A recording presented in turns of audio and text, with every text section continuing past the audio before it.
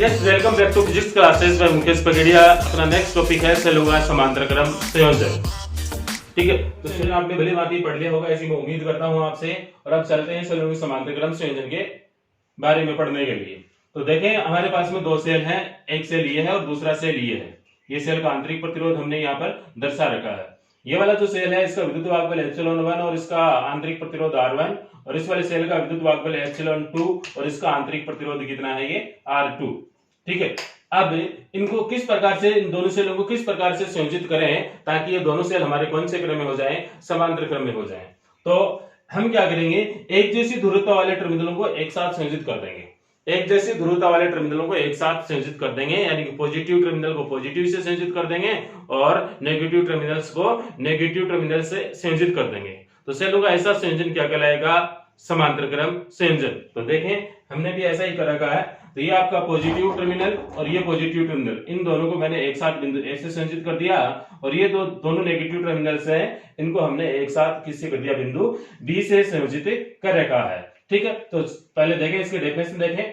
सेलों का ऐसा संयोजन जिसमें प्रत्येक सेल की एक जैसी ध्रुवता के टर्मिनल एक बिंदु पर जुड़े हों तो उसे सेलों का क्या कहते हैं, समांतर क्रम संयोजन कहते हैं। यानी एक जैसी ध्रुवता, यानी प्लस को प्लस से जोड़ रखा हो और माइनस को माइनस से जोड़ रखा हो, यदि ऐसा कर रखा है तो सेलों का यह संयोजन समांतर क्रम संयोजन कहलाएगा।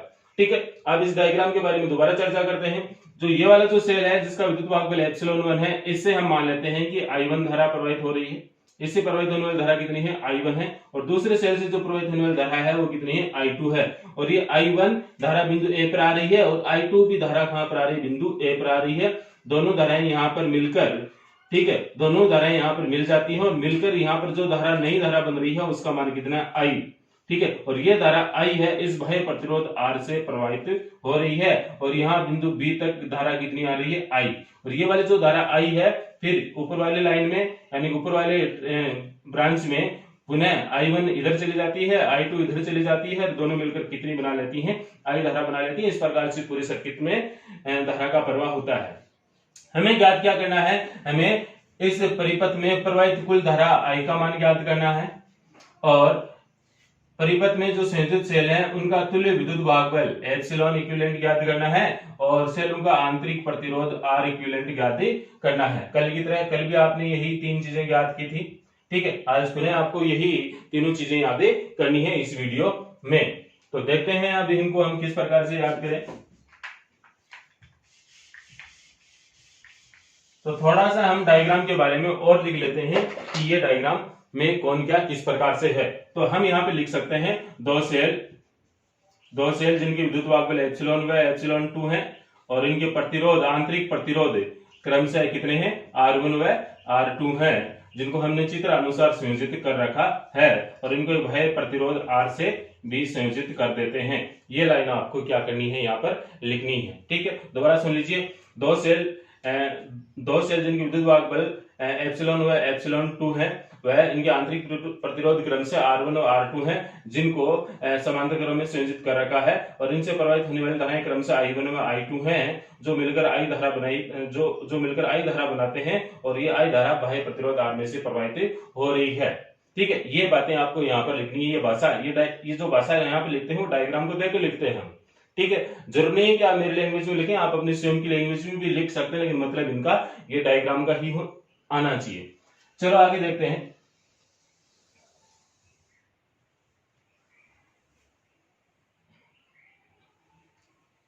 अतः परिपथ में कुल प्रवाहित धारा तो I इज इक्वल टू कितनी है, I1 प्लस I2, इक्वेशन डाल दीजिए 1। क्यों, क्योंकि इस I का मान किसके बराबर है, I1 और I2 के योग के बराबर, क्योंकि इन दोनों से मिलकर बनती है। ठीक है, अब देखें, अब यहां पर वोल्टता कितनी है, और यहां पर वोल्टता कितनी है, और यहां पर वोल्टता कितनी है, इससे आप मतलब समझे। हम देख रहे हैं कि ये तीनों कौन से क्रम में जुड़े हुए दिखाई दे रहे हैं, आपको समांतर क्रम में जुड़े हुए दिखाई दे रहे हैं, और समांतर क्रम में वोल्टेज हमेशा क्या होता है, एक जैसा होता है, समान होता है। ठीक है, तो आपको क्या करना है, बिंदु ए और बी के मध्य सेल ए के लिए टर्मिनल वोल्टता कितनी है, वो भी V होगी, और बिंदु ए और बी के मध्य सेल 2 के लिए भी टर्मिनल वोल्टता कितनी होगी, V होगी, और प्रतिरोध R पर वोल्टेज होगा वो भी कितना होगा, V होगा। ठीक है, तो देखें आप इसको, बिंदु ए व बी के मध्य टर्मिनल वोल्टता,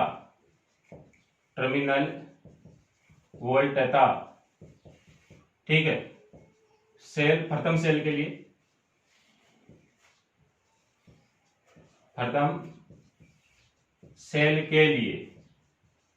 अब टर्मिनल वोल्टा का सूत्र आपको पता होगा कि V इज इक्वल टू क्या होता है, एप्सिलॉन माइनस आई आर, तो volta V is equal to epsilon 1 minus I1 और R1, ऐसा हम लिख सकते हैं।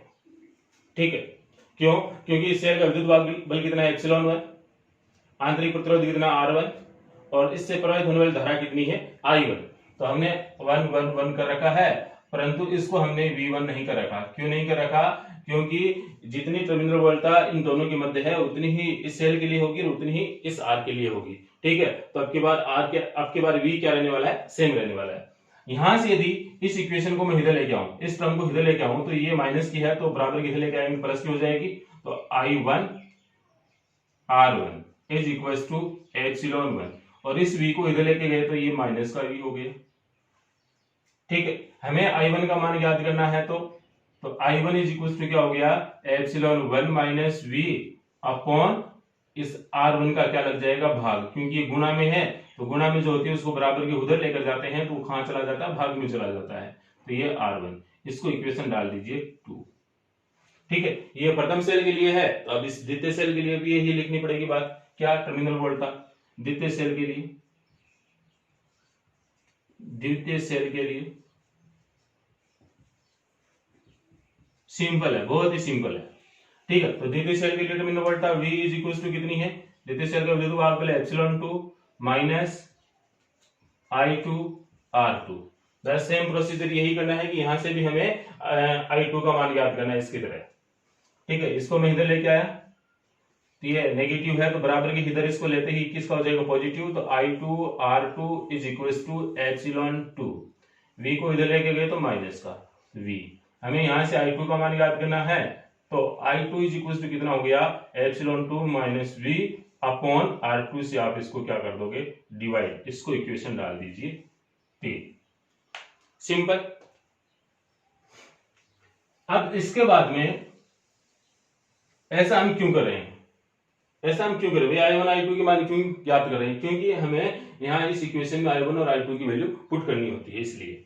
ठीक है, तो अब क्या करने वाले हैं, समीकरण 1 में 2 व 3 से मान रखने पर लिख दीजिए आप, समीकरण 1 में 2 व 3 से मान रखने पर लिखे I, तो I is equal to, I1 की वैल्यू रख दीजिए, ये रही epsilon 1 minus V upon R1, फिर प्लस का चिन्ह है तो प्लस का चिन्ह लगाएं आप, फिर क्या है, epsilon 2 V upon R2।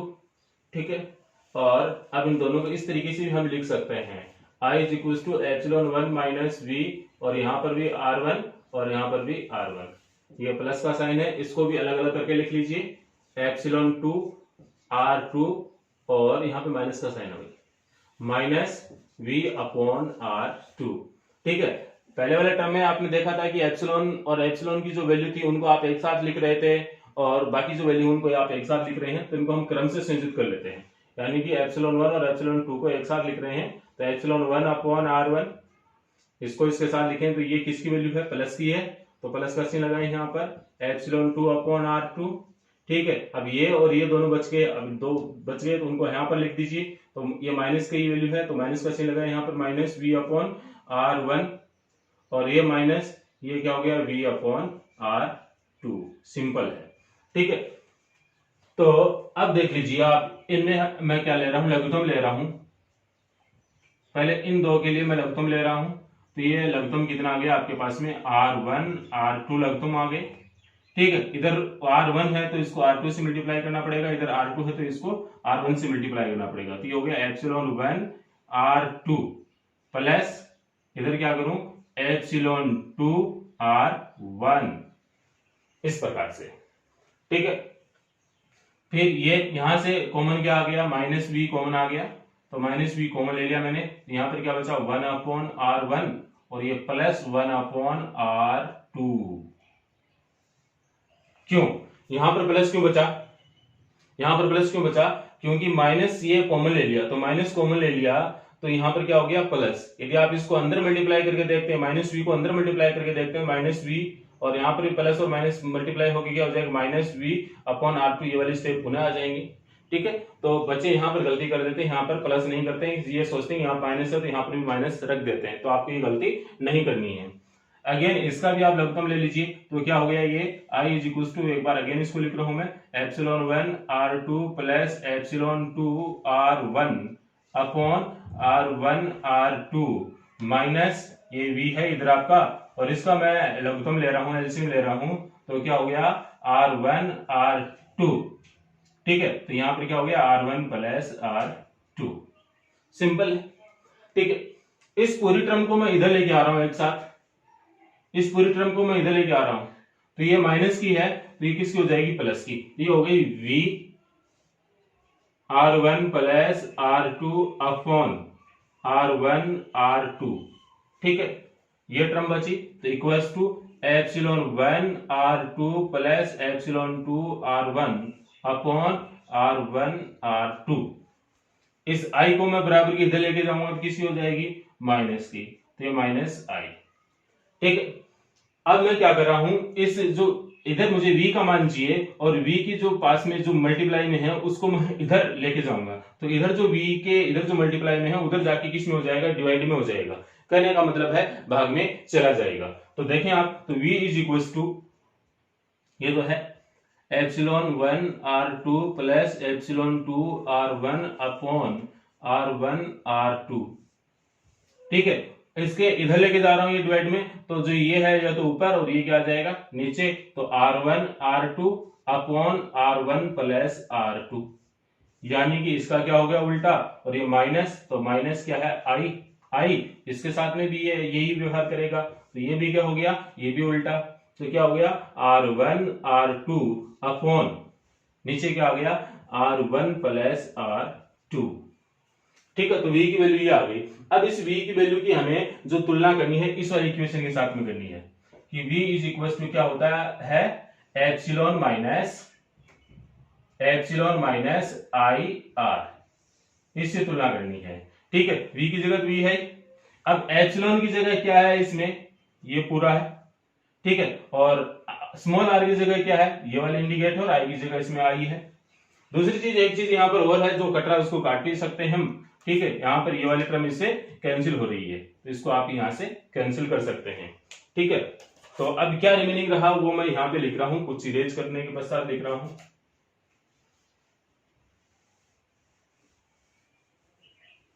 Screenshot ले लीजिए पहले तो इसका आप एक, ताकि लिखने में आपको ज्यादा वो टाइम नहीं लगे।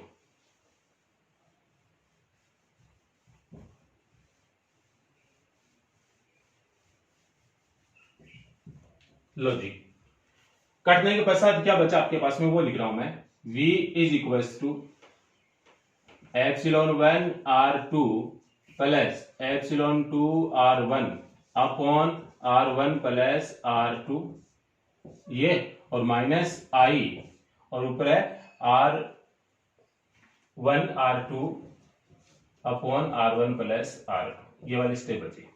ठीक है, अब हम ये मान ले कि आपका जो संयोजन है, इस संयोजन का जो तुल्य विद्युत वाहक बल है वो एप्सिलॉन इक्विवेलेंट है, यानी कि इसका हम इस प्रकार से डायग्राम बना सकते हैं। ये दोनों समांतर क्रम में है, दोनों सेल जुड़कर क्या बन गए एक बन गए, तो ये इस तरीके से व्यवहार करेंगे।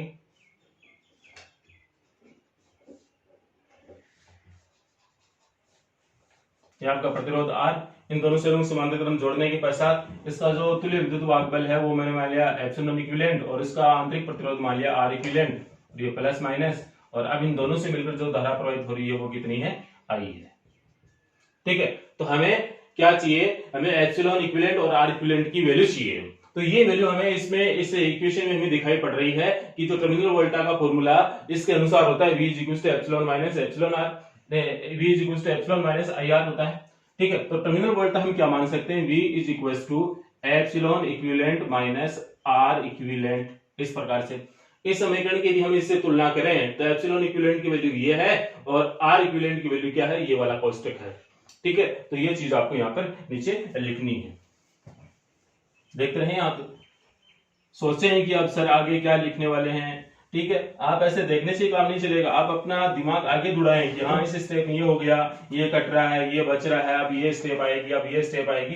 यदि आप ऐसे करते हुए चलेंगे तो आपको पूरा डेरिवेशन वीडियो देखते ही आपको याद हो जाएगा, कोई दिक्कत नहीं। ये वाला डायग्राम समझ गए होंगे आप, कल की तरह ही है बस। कल वाले में आपने ये इस इक्वेशन के पश्चात ये ऐसा ही माना था।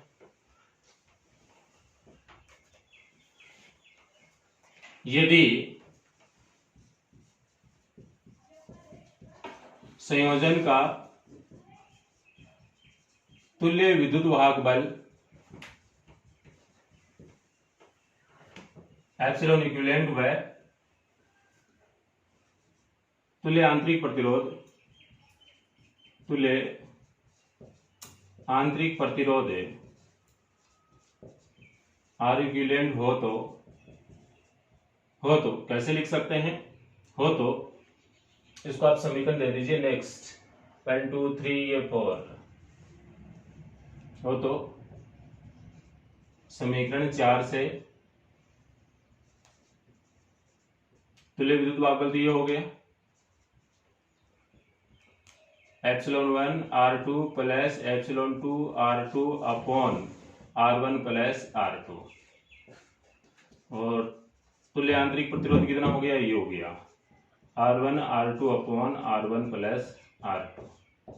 ठीक है, सिंपल है यहां तक। और अब ये वाली वैल्यू दोनों हम यहां इसमें रख दें, अतः समीकरण 4 से दोबारा देखें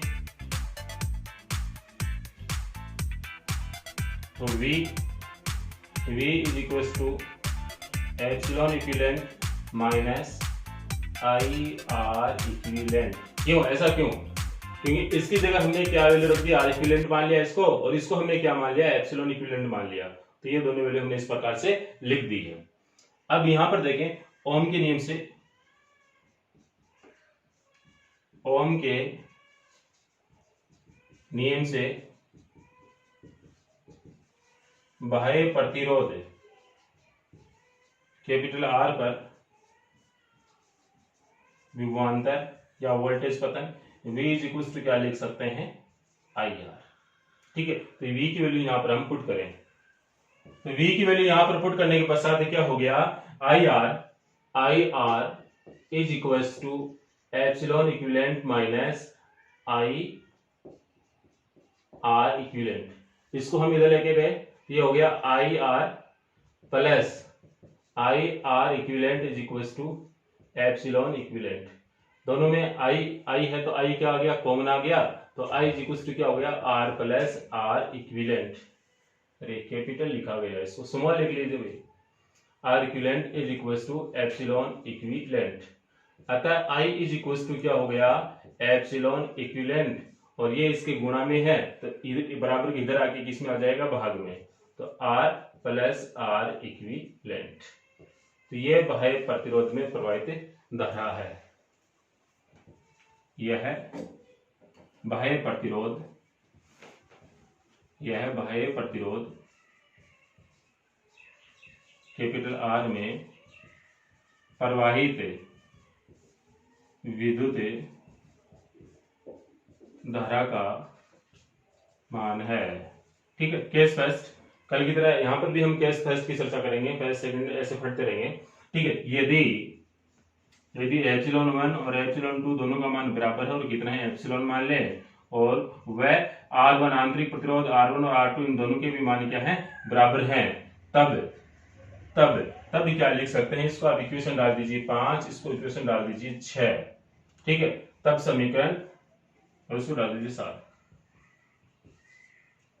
तब समीकरण 5 व 4 से, ठीक है, तो समीकरण 5 व 4 से, 5 व 6 से, ठीक है, समीकरण 5 में वैल्यू रख दीजिए। तो epsilon equivalent is equals to, epsilon की वैल्यू कितनी रखनी है, एप्सिलॉन इसकी value R plus epsilon R, और नीचे भी क्या है आर प्लस आर, क्योंकि सब की जगह 1 1 2 1 2 की जगह सब की जगह आपको क्या लिखना है एप्सिलॉन, और इधर नीचे आर आर की जगह क्या लिखना है आर लिखना है। तो ये कितना हो गया, epsilon equivalent is equals to कितना हो गया 2 एप्सिलॉन आर, और ये क्या हो गया 2 आर, ठीक है, 2 से 2 कैंसिल हो गया और r से r कैंसिल हो गया, तो epsilon equivalent is equals to कितना हो गया एप्सिलॉन, ठीक है। अब समीकरण 6 में रखेंगे ये वाले मान, समीकरण 6 में,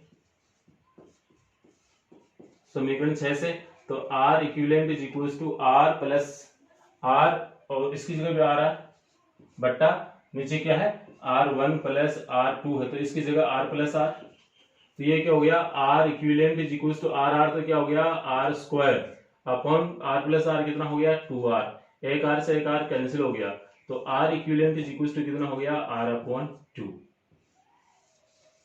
अतः धारा I इज इक्वल्स टू क्या लिख सकते हैं, ठीक है, अतः धारा I इज इक्वल्स टू क्या लिख सकते हैं, इसकी जगह वैल्यू पुट कर दीजिए, इसकी जगह एप्सिलॉन इक्विवेलेंट की जगह तो क्या है एप्सिलॉन अपॉन कैपिटल R, और इसकी जगह क्या है प्लस r अपॉन 2, ठीक है। इस प्रकार से आप ये केस फर्स्ट भी इंडिकेट कर सकते हैं। सेकंड पॉइंट, यदि संयोजन में n सेल जुड़े हों तो, यदि संयोजन में n सेल जुड़े हुए हों तो, और इनके लिए भी epsilon 1 is equals to epsilon 2 is equals to epsilon 3 is equals to dash dash is equals to epsilon n is equals to epsilon हो, वह ये इनमें भी ये सब मानो r1 is equals to r2 is equals to r3 is equals to dash dash is equals to rn हो, है ना, इस प्रकार से हो, तो यहाँ पर हम इसकी तरह क्या वैल्यू लिख सकते हैं, तो एप्सिलॉन इक्विवेलेंट की वैल्यू कितनी आ जाएगी एप्सिलॉन, और r इक्विवेलेंट की वैल्यू कितनी आ जाएगी r बट्टे 2 है। यहाँ पर हमने दो सेल जोड़ रखे थे तो बट्टे में 2 आ गए, यहाँ पर कितने सेल जोड़ रखे हैं n सेल जोड़ रखे हैं, तो बट्टे में कितना आ जाएगा n। अतः धारा I is equals to epsilon upon r plus r upon n, simple है, ठीक है, यानी कि ये एप्सिलॉन इक्विवेलेंट और r इक्विवेलेंट के मान इसमें रखेंगे, इसकी जगह क्या रख दिया एप्सिलॉन, r की जगह आपका r है ही, और r इक्विवेलेंट की जगह क्या रख दिया r अपॉन n, तो ये वाली इक्वेशन आ गई। इस प्रकार से क्वेश्चन ऐसे भी आ सकता है कि ये शो कीजिए या ये शो कीजिए, ये शो करने आते हैं तो आप अलग से शो करें, जो ये वाला केस पूछा जाता है तो यही करें, ये वाला पूछा जाता है तो ये करें, ये दोनों नहीं पूछे जाते हैं तो आपको केस एग्जाम में नहीं करने होते हैं, ठीक है, जहां तक आपको बात पूछी जाती है उतना ही आपको आंसर देना पड़ता है, बट न्यूमेरिकल्स में हमारे लिए ये फॉर्मूले कुछ इंपॉर्टेंट बन जाते हैं, इसलिए आप इनको डायरेक्ट भी कुछ याद रखने का प्रयास करें, ठीक है। आपसे यही उम्मीद है कि आप जितने भी फॉर्मूले हैं उन सबको आप डायरेक्ट याद रखें, न्यूमेरिकल आपसे तभी होंगे, ठीक है। और इस वीडियो के लिए बस इतना ही, अब आगे नेक्स्ट एक वीडियो रहेगा उसमें अपने ये चैप्टर 5 कंप्लीट हो जाएगा, उसको भी आप न छोड़े, उसको भी आप पूरा देखें, ठीक है। Thank you.